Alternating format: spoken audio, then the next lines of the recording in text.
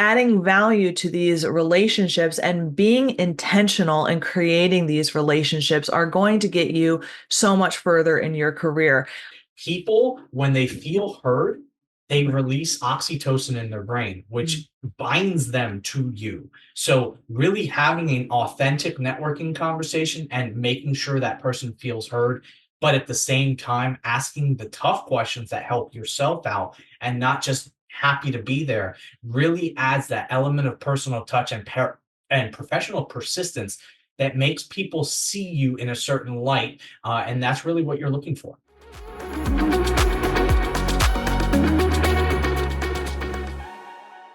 Welcome back to the Career Advancement Academy, your go-to podcast for professionals and leaders just like you looking to elevate your career. We are the co-hosts of this academy and the co-owners of Optimized Career Solutions. I'm Kara Dennison. Jack Dennison. All righty. And what are we talking about today, Jack? The 3 strategies that you need to know to land the jobs at your dream companies. It's going to be a fun one. Awesome. This whole month of January, the beginning of 2024, can't believe we're already here. We are diving into embracing new beginnings in your career. And this week, we're going to be talking about some really great strategies to take your job search and your career to the next level. So make sure, if you are not already, that you subscribe to this podcast wherever you get your podcasts, and make sure that you're subscribed to the Optimized Career Solutions YouTube channel, where tomorrow I'm putting out a YouTube video to take the lessons that you're going to learn here to the next level.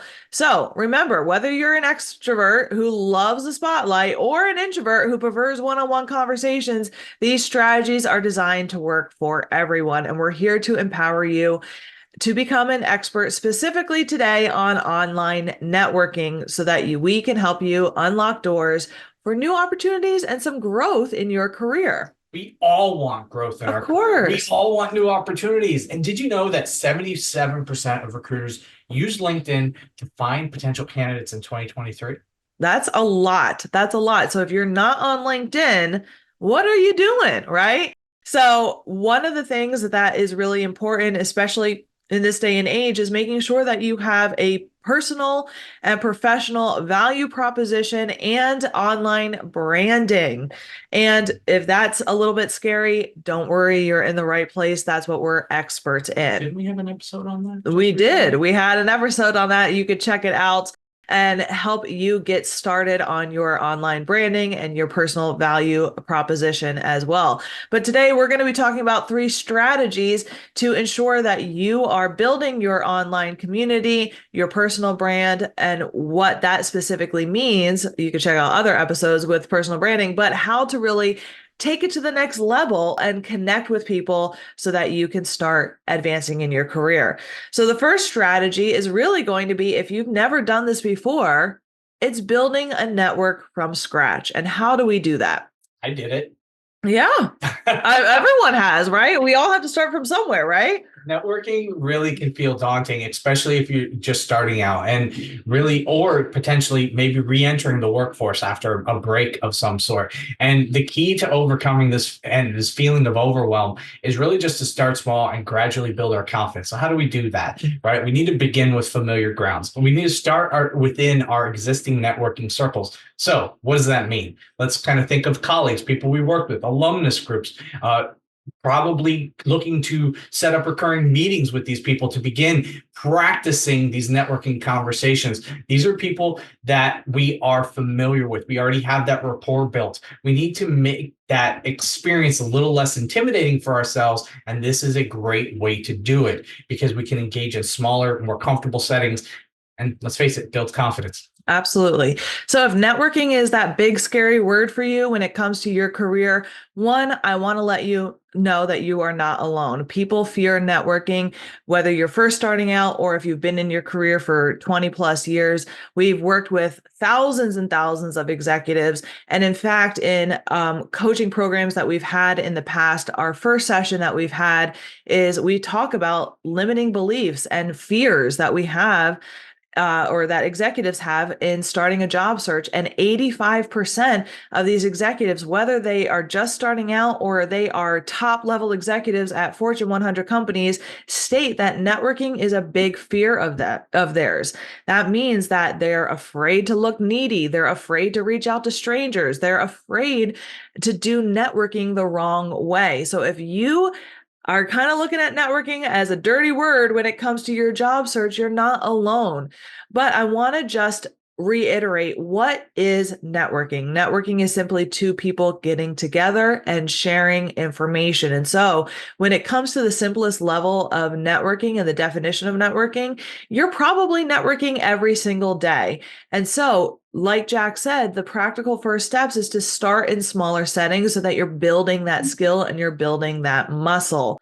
Networking is a skill just like any other skill that you've gained throughout your career. And so, like Jack said, begin with those familiar grounds. Start having one on one conversations with, like Jack said, colleagues, alumni, people that you have some rapport that you can build on to help you start feeling comfortable.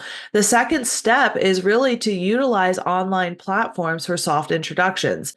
So this could be LinkedIn, right? Allowing you to connect with professionals in a more controlled and less overwhelming environment. Engage with content that is relevant to your field or your industry. As you start engaging with these people, not only can you follow their accounts, but you can invite them to connect. You can send a little note with your invitation and you can ask them, hey, I really love what you're doing in our industry. I would love to get a quick 10-minute conversation on our calendars so that I can ask you some more your advice on where you see our industry going. Or you can start commenting on some of these industry related posts if even that's a little bit too scary, so that you're getting your name out there and you're starting to communicate with people that are in your industry. You can also join online discussions and groups and workshops and webinars with other people that are in your field in order to start getting familiar with talking to people that are in your field. And remember, we want to do this in professional environments. This is about really stretching that muscle and not doing it in the more casual sense that we do, like on, say, Facebook, Instagram, and maybe Twitter or X if you're there. That's why the LinkedIn platform is so powerful, because people automatically psychologically know this is where those conversations are going to happen. Yeah. The next step that we always recommend when you're doing this is have your tools prepared, right? So, most likely, when you start connecting with people and they say, yeah, absolutely, I would love to have a quick conversation. I would love to get your thoughts on the industry, all that other good stuff, right? Is make sure that you have a short introduction about yourself ready to go, right? Because most likely you're going to be asked, oh, tell me a little bit about yourself, right? And if you're sitting there and you're going, oh, I wasn't prepared for that, it's going to make for a very uncomfortable conversation. So, a brief intro can really ease a lot of that anxiety associated with networking. The intro should include, obviously, your name, your profession, the field that you're interested in, or the field that you're already in, and a little bit about what you're looking for in terms of this networking effort or this conversation. The intro should be about 60 to 90 seconds at the most. And if you're struggling about how to form an intro, good news, we have videos and podcast episodes about developing your elevator pitch on the Optimized Career Solutions YouTube channel, so you can go check that out.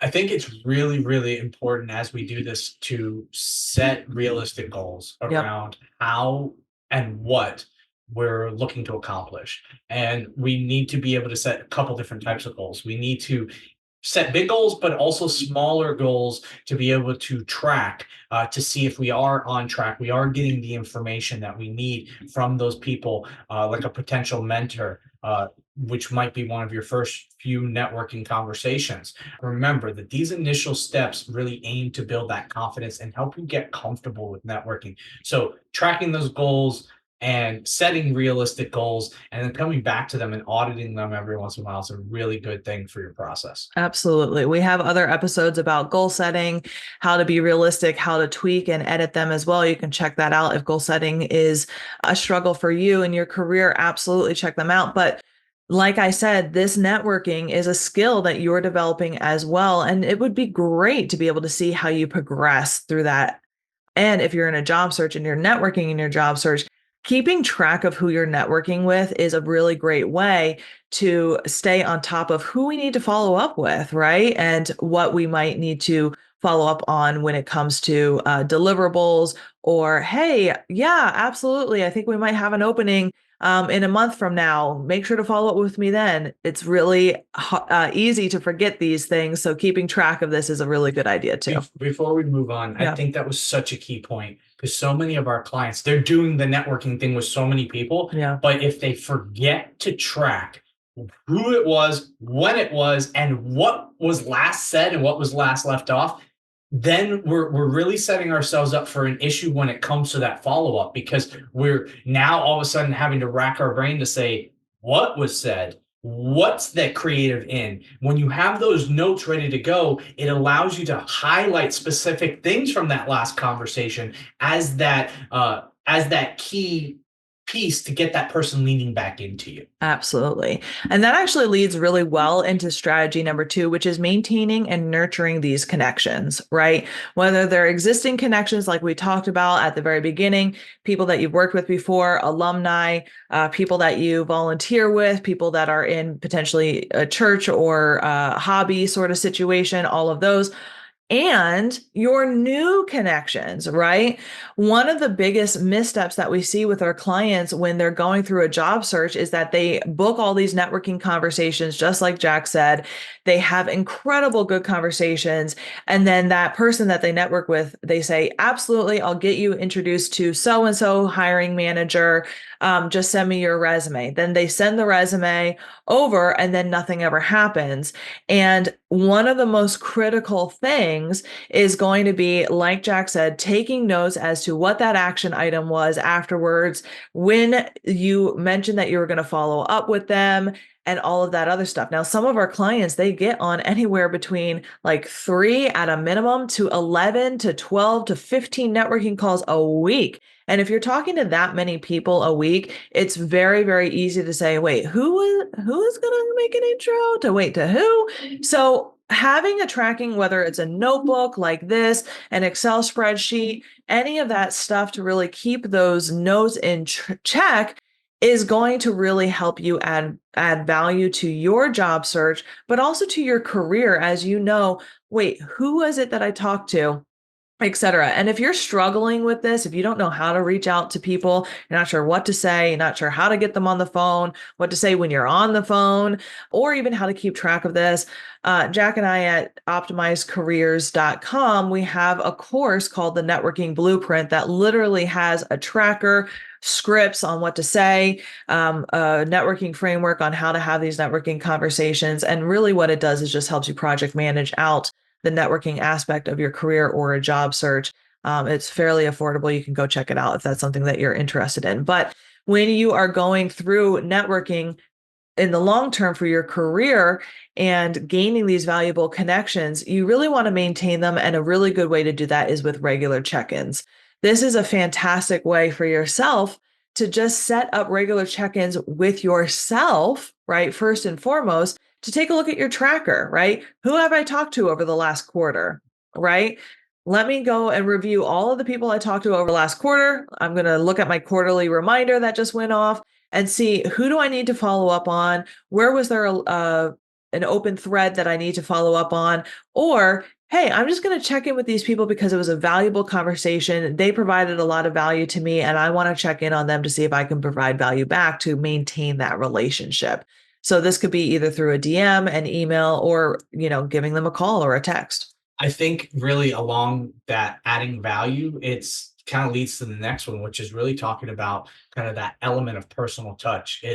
And that's why we want to take notes. That's why we want to remember as many details about those conversations, remembering birthdays, anniversaries, and information about their family, recent achievements that they accomplished. These things can strengthen relationships. People, when they feel heard, they release oxytocin in their brain, which binds them to you. So, really having an authentic networking conversation and making sure that person feels heard, but at the same time, asking the tough questions that help yourself out and not just happy to be there really adds that element of personal touch and professional persistence that makes people see you in a certain light. And that's really what you're looking for. Mhm. What I really love about this is what it really comes down to is it's active listening and being intentional on these calls, right? I know if you're listening to this, you've had conversations with people that you feel like they're not even in the conversation. They're distracted, they're not listening, etc. And what we're asking you to do is not just networking in a selfish way in order to get something out of it. We want you to add value, right? Adding value to these relationships and being intentional in creating these relationships are going to get you so much further in your career. I'm sure when you thought about those people, someone came to mind where you're like, man, that was a terrible conversation. They weren't listening, they weren't paying attention. I never want to talk to that person again. Whereas you had other conversations with people that you knew they were intentionally listening to you, actively listening, and they felt excited to be in your presence. And those are the types of people that you want to continue talking to them and have in your network, right? You want to be those people that leave that lasting impression on the people that you connect with. How do you do that, right? It's the personal touch, it's the remembering the little details, but also adding value, right? Before you're getting into those networking conversations, and I talk a little bit about this in tomorrow's video on our YouTube channel, but before you get into these conversations, really look at their LinkedIn profile, see ways that you could potentially add value. This is a symbiotic relationship. It's not just you asking for ways that they could help you, but it's, hey, I have an article that I just read that I think you would really enjoy. Hey, I have someone in my network I think you could get connected to that might be able to help you with this problem, et cetera, et cetera, et cetera. So this is a really great way for people to help you by you helping them and creating an actual genuine and authentic relationship. Now, I know when it comes to networking, a lot of individuals who network are in situations where they are introverts. But they have to figure out a way to accomplish this. In fact, I think this is something that you kind of had to develop for yourself. And do you want to tell us a little bit about just kind of how you did that? Mhm.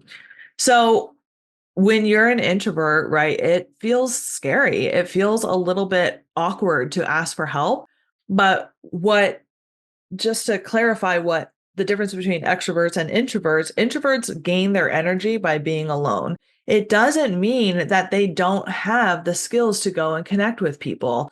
Extroverts gain energy by being around people. And so if you're introverted and this is a little bit scary for you, remember you are able to do this, but take care of yourself first, right? Don't try and book 10 networking calls in one day. You're not going to be able to do that. You're not going to have the energy to do this. The good news about this is that when you're networking online, instead of going to potentially networking events, that might be the path for you instead of going to the events. That's the path for me, right? I don't enjoy going to events. I will do it because there's value in it. But I personally love networking one on one because I get to really zone in and be intentional with that person and learn about their story, their struggles, their challenges, etc. And I get to be very active and intentional in that moment. So remember, when you're networking, there's a lot of different options. You can go to events, you can be one on one, all this other stuff. For me, when I'm connecting one on one and I might be a little bit nervous, I like to really prepare ahead of time. I go over some tips on this again tomorrow in the video, but one of the ways is visualization. I visualize myself in that conversation ahead of time so that when I'm actually in the conversation, it feels like I'm doing it for a second time instead of for the first time. That tends to minimize my nerves and my anxieties. The second thing I like to do when it comes to preparation is prepare conversation starters, right? Look at their LinkedIn profile, see where they've gone and worked, come up with some ideas and some questions that I can ask them to get them talking. I also really love to get the other person talking first because it helps one psychologically. People love to talk about themselves, right? When you can actively and intentionally listen and get the other person to talk, it endears them to you because people like being heard. And so that tends to create a more warm environment for the two of you because the other person is talking and you're getting comfortable listening to them. Secondly, I like to offer support, right? If I'm going in and feeling needy, like I'm asking for something in a networking call, well, easiest way to counteract that is to make it a give and take type of conversation. How can I offer to support them while also receiving support from them as well?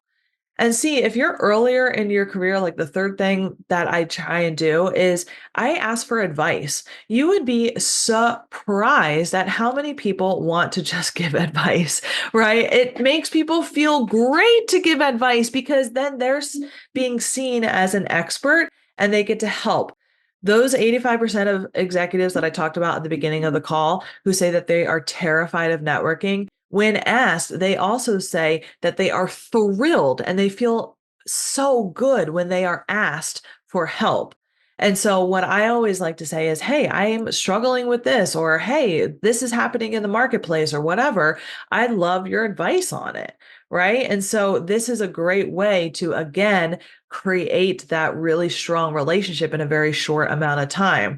If you're early in your career or you're not in a job search, a great way to further advance your career, even if you're not looking to move, is just to ask for a mentorship. If there's someone that you really connect with, ask for a mentorship. Simply asking and admiring them for their expertise and asking for regular check-in calls, quarterly, monthly, whatever, is a really great way to build a relationship and help get over that fear a little bit as well of networking in a more safe, contained environment. I think it's really important when we do this, we have to be genuine. Yep. Yeah, we have to use what we can, share ideas on what it is they're putting out in the world, what it is they're sharing about themselves, so that they can genuinely kind of let that guard down and connect with you on a deeper Yeah. level.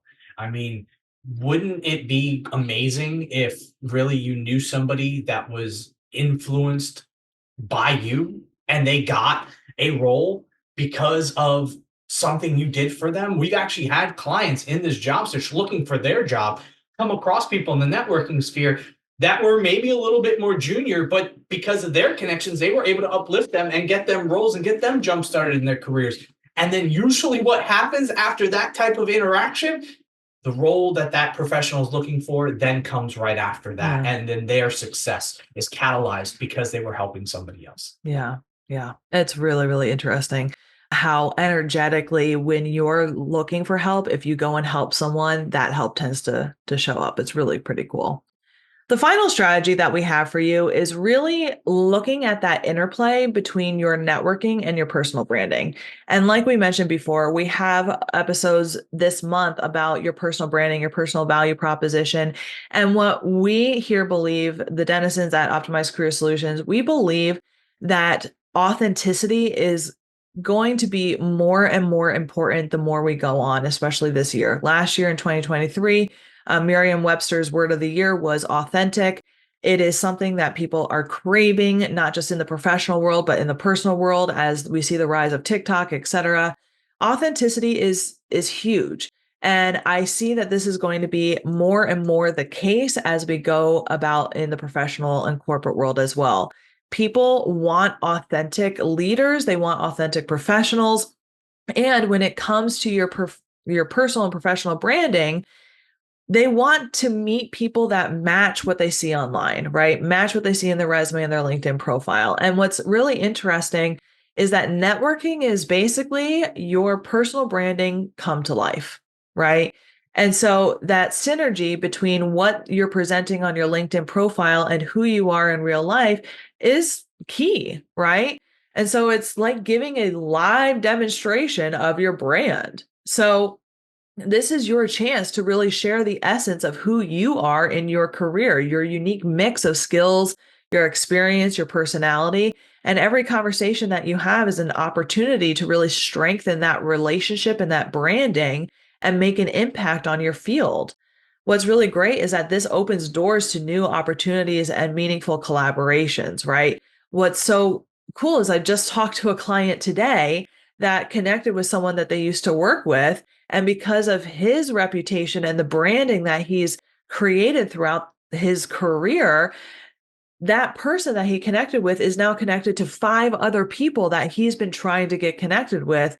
And because his branding aligns, his personality aligns, and all of this alliance, those introductions are easy for that networking connection to make for him because it's all in alignment, it's all authentic, right? And so this is something that's really important when it comes to your personal branding on your LinkedIn profile and the networking connections that you make. I think really kind of talking about how it's important to be consistent. We don't want people when we're networking to see different things we don't want to be telling different stories or trying to pull things out of a hat, so to speak. That's why Kara mentioned very early on in this episode, it's so important to get everything together, like your resume, like your stories of impact, so that you have these stories to go to practice so that you know exactly what you're going to be saying as it relates towards what you'd like to do moving forward and why you're uniquely qualified and passionate about doing that. And then you want to weave that into your elevator pitch. You want that to be your brand's personal headline. Yeah. You really want to go back and check out last week's episode for more insights around creating that elevator pitch. But that is really going to help you build those genuine and authentic connections. And listen, it's a reciprocal relationship where both parties benefit. Consider what you can offer to others and what you can gain from them when you're doing this practice. Awesome. Listen, we would love to hear how you're adopting these networking strategies and what you consider your personal value proposition, how this is going for you in 2024. If you are on YouTube, make sure to leave a comment below so that we can come back, read how it's going for you. Make sure that you're subscribed again to the Career Advancement Academy on all of your favorite podcasting platforms. Subscribe to the Optimized Career Solutions YouTube channel. We'll be dropping another episode about how you can take your networking offline and increase your networking muscle there as well. Make sure to take these tips, apply them, watch your network and your career flourish. It's all about those meaningful connections, right? Everything in life is about that. Yeah. Thank you so much for listening. We will see you next week and have a great week. Take care.